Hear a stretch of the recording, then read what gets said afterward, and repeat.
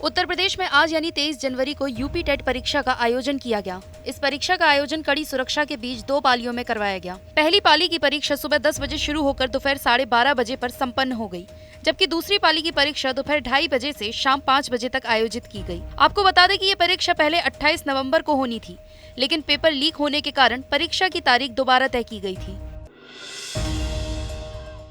कड़ी सुरक्षा के बीच आयोजित टीईटी की परीक्षा के दौरान कई जगहों पर हंगामेदार स्थिति बनी रही। कई केंद्रों पर जहां परीक्षार्थी बारिश के कारण पहुंचने में लेट हो गए, तो वहीं कागजी कार्रवाई को लेकर उन्हें प्रवेश नहीं दिया गया।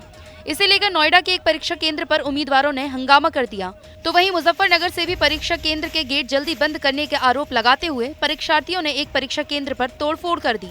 जबकि अमेठी में परीक्षा के दौरान एक युवक को इलेक्ट्रॉनिक डिवाइस के साथ गिरफ्तार किया गया।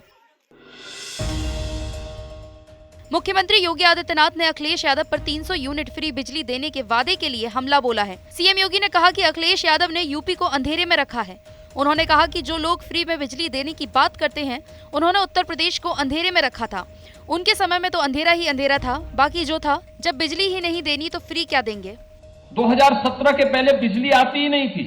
जो आज कह रहे हैं कि 300 यूनिट फ्री में बिजली देंगे, इनसे पूछना चाहिए, बिजली जब आती ही नहीं थी, तुम बिजली ही नहीं देते थे, तुम तो अंधेरे में रहने के अभ्यस्त थे, क्योंकि चांदनी रात चोरों को अच्छी नहीं लगती है।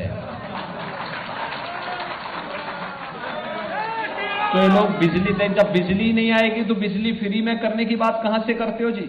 क्यों बेवकूफ बनाते हो? क्यों आंखों में धूल झोंकने का काम करते हो? उत्तर प्रदेश विधानसभा चुनाव में प्रचार के लिए बीजेपी की महिला ब्रिगेड मैदान में उतर गई। मुलायम सिंह यादव की बहू अपर्णा यादव, कांग्रेस से बीजेपी में शामिल हुई विधायक अदिति सिंह और कांग्रेस की पोस्टर गर्ल रही प्रियंका मौर्य ने लखनऊ में प्रेस कॉन्फ्रेंस की। इस दौरान उन्होंने मोदी और योगी सरकार के कामों के बारे में बताया। बहुत बहुत धन्यवाद देती हूँ कि उन्होंने मुझे इस पार्टी का हिस्सा बनने का एक मौका दिया, और सबसे बड़ी बात, मैं आपसे उस दिन भी जिस दिन मैंने ज्वाइन करी थी पार्टी, मैं आज भी वही बात कहना चाहती हूँ कि मैंने इस पार्टी को राष्ट्रवाद की वजह से चुना है।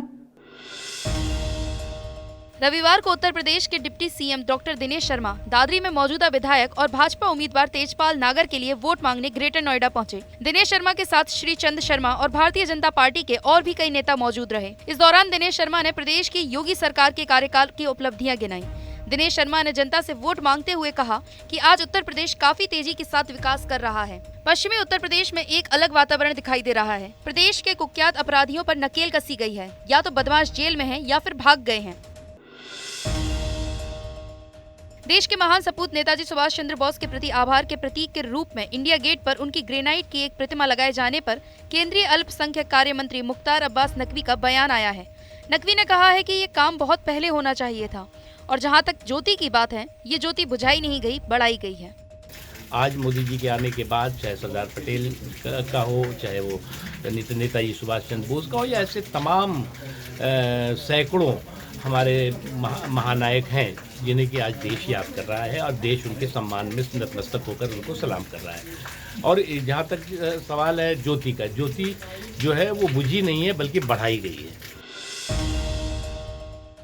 आजाद समाज पार्टी के अध्यक्ष चंद्रशेखर रावण ने बड़ा बयान दिया है। टीवी 9 के साथ खास बातचीत में रावण ने कहा है कि वो नाथ संप्रदाय से भी जुड़े हुए हैं और उन्हें संत महात्माओं का आशीर्वाद भी मिला हुआ है। इसके अलावा चंद्रशेखर ने ऐलान किया कि उनकी पार्टी अखिलेश यादव के खिलाफ उम्मीदवार नहीं उतारेगी, क्योंकि वो चाहते हैं कि अखिलेश सदन तक पहुंचे। मैं यही कहा, आपने एक लाइन गलत कर दी कि उनका मठ, इस देश में उनका कुछ नहीं। नाथ संप्रदाय के, इसलिए मैंने कहा नाथ संप्रदाय के नाते उसके वो पीठाधीश्वर हैं। पीठाधीश्वर हैं, उनसे पहले भी थे। नाथ संप्रदाय एक बड़ा संप्रदाय है, उसका इतिहास आप खंगालोगे तो हो सकता है वो पता लग जाए कि हम उसी व्यवस्था के लोग। अच्छा, आप भी इसी व्यवस्था से आते हैं? ये इतिहास? हाँ, मैं कह रहा हूँ इतिहास जब देखोगे ना, तो इस देश में कबीलाई आदिवासी व्यवस्था थी। तो मुझे आशीर्वाद की जरूरत है उत्तर प्रदेश की जनता की। उत्तराखंड विधानसभा चुनाव से पहले प्रदेश में बहुजन समाज पार्टी को तगड़ा झटका लगा है।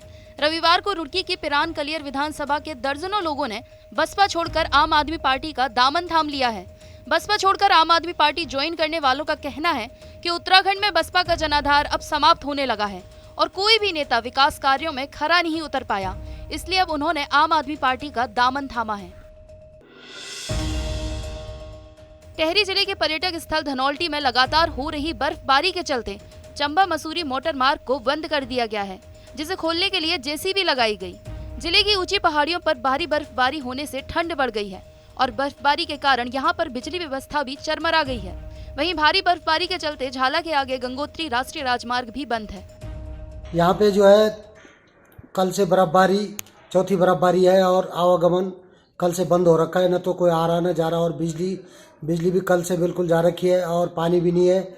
यहाँ पे बड़ी समस्या, पर्यटक आ रखे हैं, लेकिन पर्यटकों को आने जाने की बहुत असुविधा हो रखी है, न तो कोई आ सकता है न कोई जा सकता है।